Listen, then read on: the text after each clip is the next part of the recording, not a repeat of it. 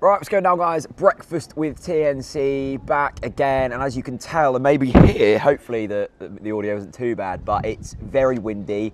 It's about to chuck it down, but guys, this is real life. This is reality. The North Sea's ripping out there. It's windy. It's dead here in Hemsby, but we've got to come out and we've got to reflect on last night's game and also a few other bits of news. I've gone for the bacon roll again, mainly because I'm yet to taste a better bacon roll. It's as simple as that.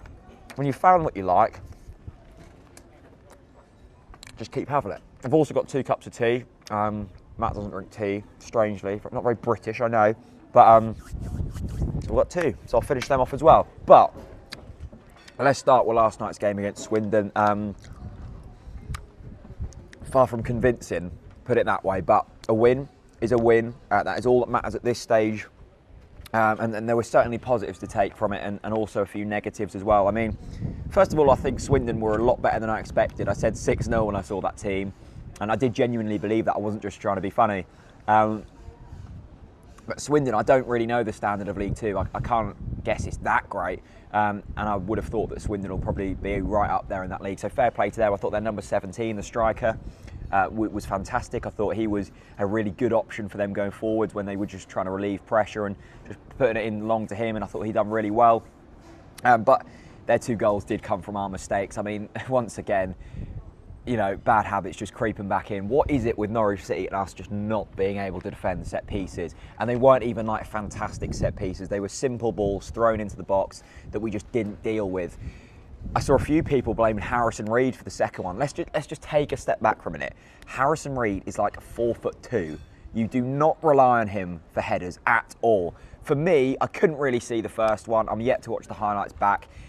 I saw a few people saying it was maybe Husband. It was definitely Husband's fault for the second goal, and he has got a steep learning curve because we need to win this league or at least go up this season, and we're probably not going to do that if we can continue to defend set pieces or just in general like we did last night. In terms of positives, I thought going 1-0 down, we bounced back incredibly well.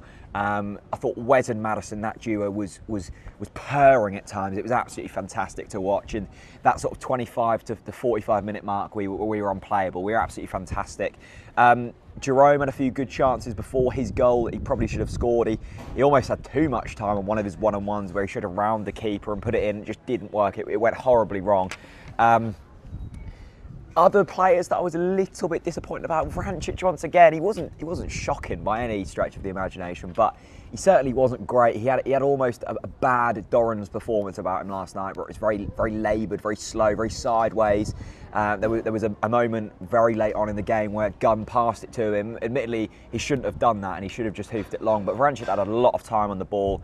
Yes, he had his back to play, but he just kind of dawdled on it, and eventually they nearly scored, and it was a fantastic Angus Gunn save that denied Swindon. Gunn I thought was brilliant last night. I don't think he could have done much about the goals, but 3 fantastic saves in the last sort of 5 minutes denied them from possibly winning the game in the end, and they were the saves that eventually took us through to the next round. But certainly work to be done. I mean, another win. We still haven't lost under Daniel Farke. That can only be positive. We all know that this is going to take time. There were spells last night when we were absolutely brilliant. There were spells last night when we were absolutely dire.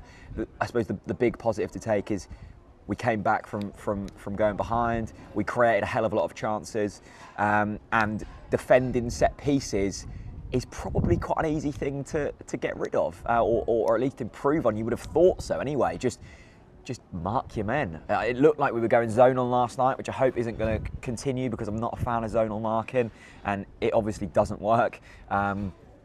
Another performance I wasn't quite happy with was Josh Murphy. He had so many good opportunities to get players last night and just didn't quite take them chances. But look, I'm not going to sit here and moan. We've won a game of football. We are into the next round. There is work to be done. Let's have a look at the back page of the EDP. Farke angry despite success in Cup, which I think that you can't really complain with that. I'm going to take a look at the player ratings from Paddy Davitt. See what he's given. First of all, Paddy Davitt's headline: Madison and Houlihan link up to seal Cup success for Canaries. They were kind of the 2 players that sort of carried us over the line in the end, weren't they? Let's have a look at the player ratings then.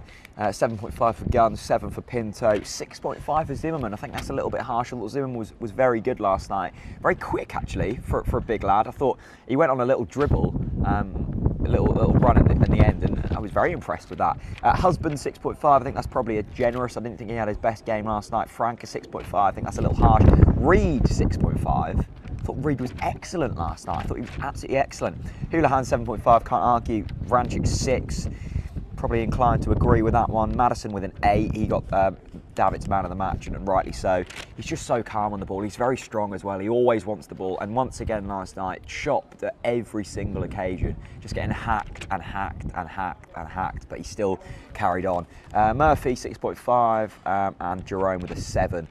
Didn't think Jerome was great last night, but once again puts the work in, and in this league you're going to get goals if you put the work in. Anyway, let's move on from Swindon now, and let's move on to the topic that everyone seems to be talking about at the moment, and that is Nelson Oliveira. Wasn't in the squad last night. I don't think you can read into that too much. I don't think he was needed, and rightly so. There's no point risking our best striker in a Carabao Cup first round match, but lots of rumours coming out of Reading and a few rumours coming out of Norwich that he is going to be off. Now, let's talk about this, and let's finish this talk until the transfer window is shut, or until he moves on to a different club. The celebration for me was just pure passion. Yes, it may have been a bit disrespectful, but he should have started that match. He should have started.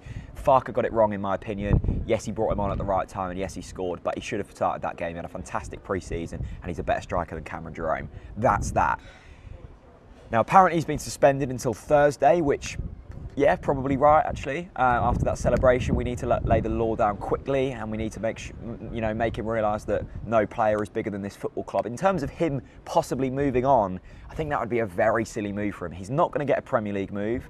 I don't think any Premier League clubs will be looking at Oliveira and going, yeah, he's going to be the man to really take us forward. So it's going to be a fellow Championship club that he would go to if he does move on. Now, I think there's bids come in. I think their bids have been turned down. You know, that we're talking like a month ago now, before pre-season. He's been given a fantastic opportunity at Norwich City. In his career, you look at his career, I didn't agree with what Jake Humphrey said on Twitter, but you can't really argue with stats, and his goal-scoring record throughout his career hasn't been good until he's come to Norwich City and he's banged in that 1 goal in a 2-game ratio, which for a striker is what you want to see. But we've given him an opportunity. We've settled him down because he hasn't found a club. He's been a bit of a nomad for a little while, where he's really settled. His start at Norwich City was far from emphatic. He was poor for the first few games. We stuck with him. The fans love him. We have a very good chance in promotion this season. It would be utterly stupid for him to move on. It really would. Now, what I think is happening here is his agent is in his ear going, Nelson, we've got another 10k on the week on the table here. Do you want it? And obviously, if you're a footballer, you're going to be kind of swayed by money. Now, I don't think Nelson's going to move on. I think we're very much in that stage of the backlash from that celebration, and clubs are going, well, he's not happy there, and pointing and stuff. I don't think he'll move on. I would be gutted if he does move on. I think he's a fantastic striker, but at the same time, if he is causing disruption, let him go. Let him go. We don't need players here that are causing disruption. We've had it before and it doesn't work. No player is bigger than a football club. It's the same with Nelson Oliveira. If Oliveira goes, we'll find the replacement. Maybe not as good, but we will find a replacement. And I'm sure that Webber's already looking at the 4th division of German football to find that starlet in case Oliveira moves on. Personally, I don't think it's going to happen. I think he's here for good. But don't get too worked up. Just chill out. Just chill out. We're going to win on Sunday, that's for sure. Anyway, let's talk quickly about Sunday and Sunderland. Speaking to a few Sunderland fans the other day, actually, and they're quite confident. They realise that it's going to be tough for them this season, and they're probably not going to bounce straight back. But after their first performance against Derby, which I didn't actually see, but Graben scored, I didn't think they were that great, or I've heard they weren't that great.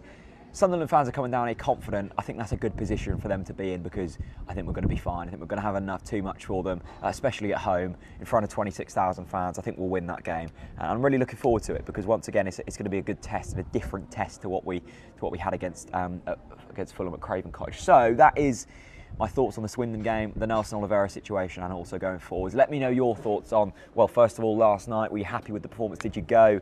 Of course, the goose as well. Was it a goose or was it a duck? I don't know, you decide. And also Nelson Oliveira. Is he going to leave? Is he going to stay? Was the celebration needed? Was it right? I don't know. Let me know your thoughts down in the comment section below. Leave it a like, hit subscribe, and I'll see you very soon. Peace out. Once upon a time a fairy tale.